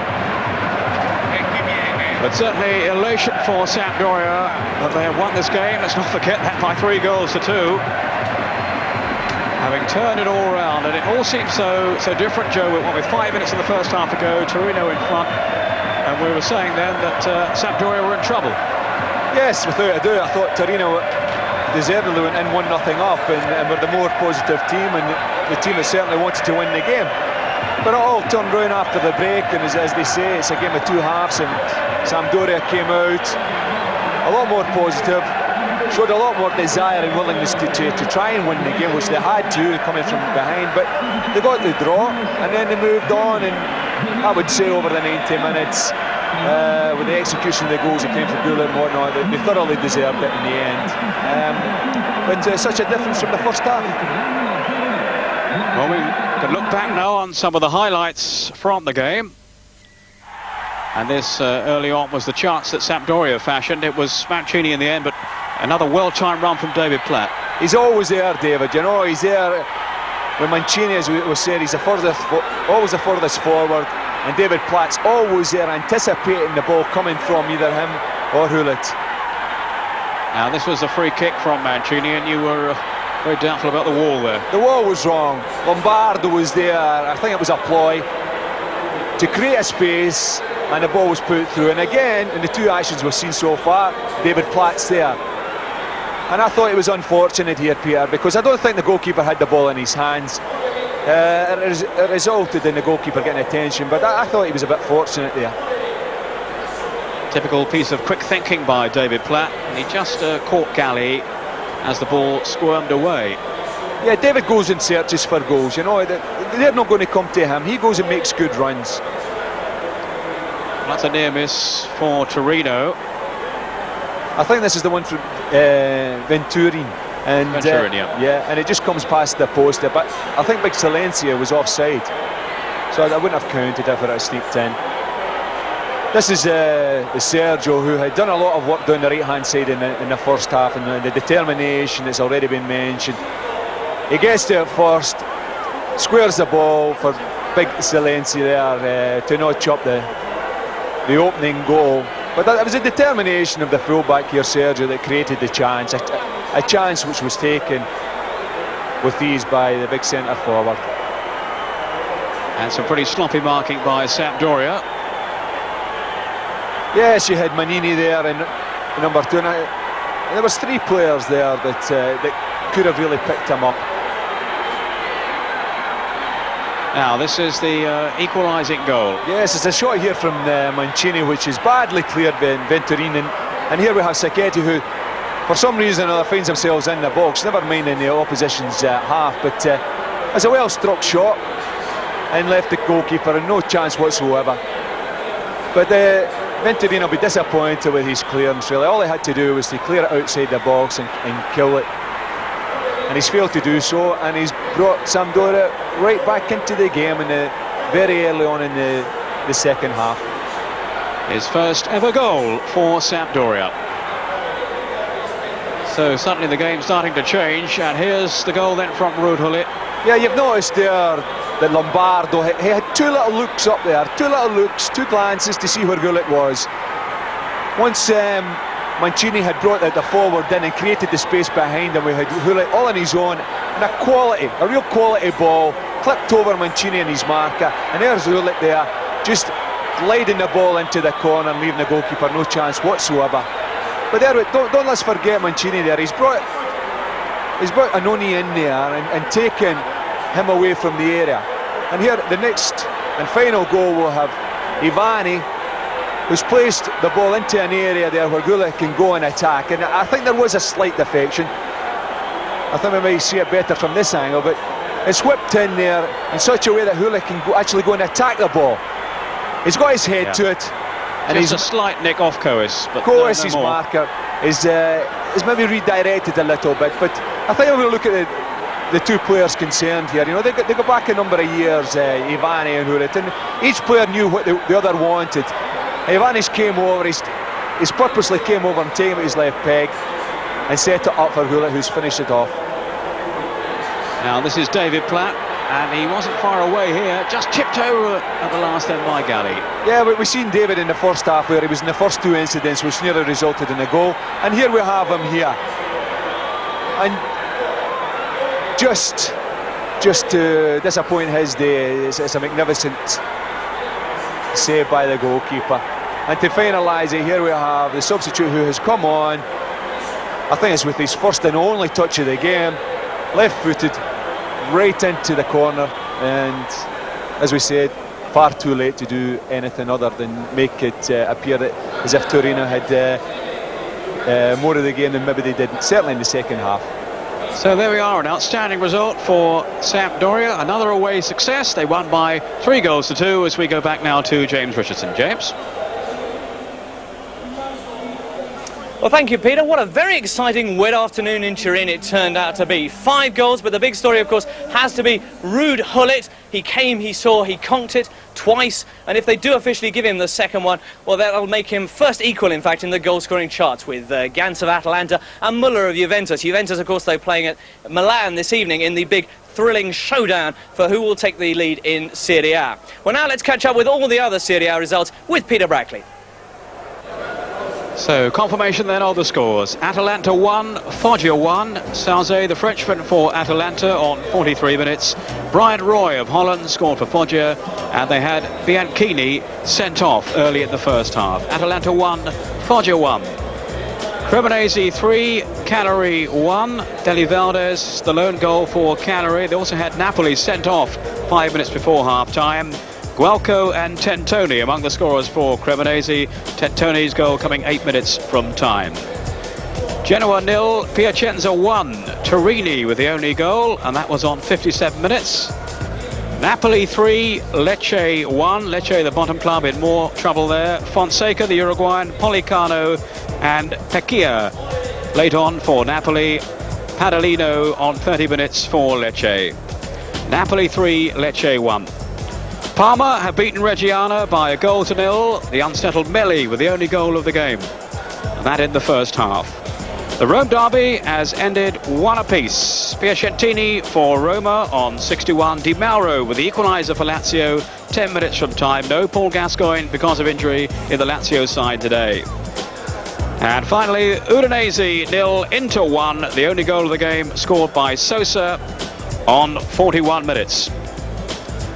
So, at the top of Serie A, it's Parma out in front on 14, followed by Milan, who play Juventus tonight, and Sampdoria joining them also on 13 points. Juventus and Inter on 12, Napoli on 11. Top scorers, Muller of Juventus, Gans, Valdez and Gullit, all on 6, Zola, Branca, Silenzi on 5. That's it from Joe Jordan and myself. We hope you've enjoyed the match. This is Peter Brackley saying good afternoon.